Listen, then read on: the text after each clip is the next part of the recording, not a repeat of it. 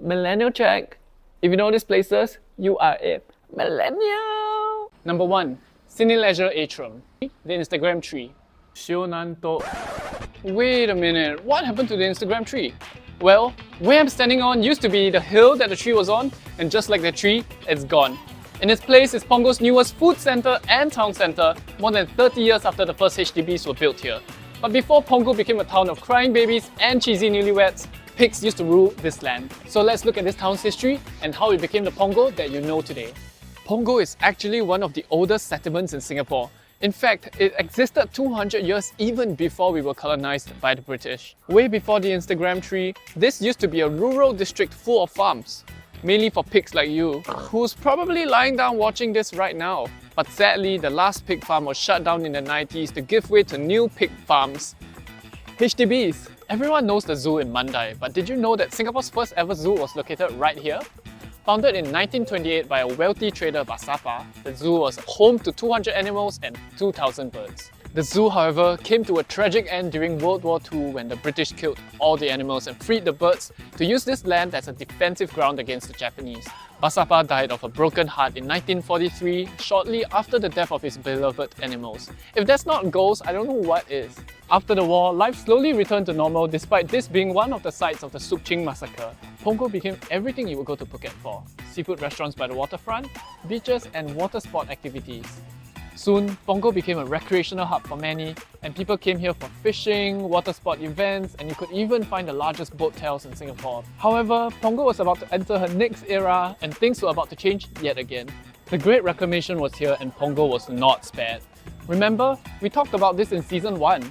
Or maybe not, because the inside of your head is kind of like what's about to happen to Punggol. Hollowed and emptied out. The farms in the area had to leave, and between the 80s to the 90s, Punggol was reclaimed twice and expanded, and the restaurants that used to stand along the waterfronts were no more. It's now 1996 and the first Gen Zs were just being conceived. Then Prime Minister Goh Chok Tong had a big announcement. Punggol 21! In this plan, Punggol was going to be the town of the future. Unfortunately, the Asian financial crisis happened a year later and development stalled. And when I said stalled, I mean it. 20,000 HDB units stood empty, and that gave rise to the BTO system, where units had to be sold before they were built. And before demand could recover from the financial crisis, a second financial crisis hit the construction sector in 2003, and the development of Punggol 21 stalled harder than the release of Rihanna's next album. But we never back down, never what? Never give up. In 2007, PM Lee Hsien Loong embarked on a new plan, Punggol 21 Plus, to make Punggol great okay again. This was Punggol's reputation era. Just like Mother, Punggol was no longer just about the vibes, but this was the time for her to reclaim her narrative. This was the M1 chip upgrade of Punggol, a brand new waterway created to link Serangoon River to Punggol River and to give the brand new HDBs a chance at waterfront living.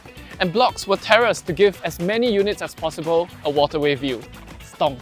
So after Punggol 21 Plus, what's next for Punggol? Punggol 22 Pro Max? Not really, but there is going to be a Punggol Digital District. This district will house a university and a business park, so students can walk straight to their internships after failing their exams.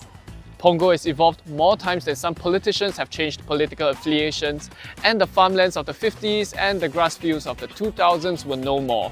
While parts of Old Punggol Road will be conserved as a pedestrian mall, much of Old Punggol is now gone. We now live in a reality where change comes faster than ever. In just 30 years, any semblance of Old Punggol has been wiped out and replaced with towering housing blocks. While that's ultimately a good thing, one can't help but wonder, could the old Punggol have existed peacefully with the Punggol of now?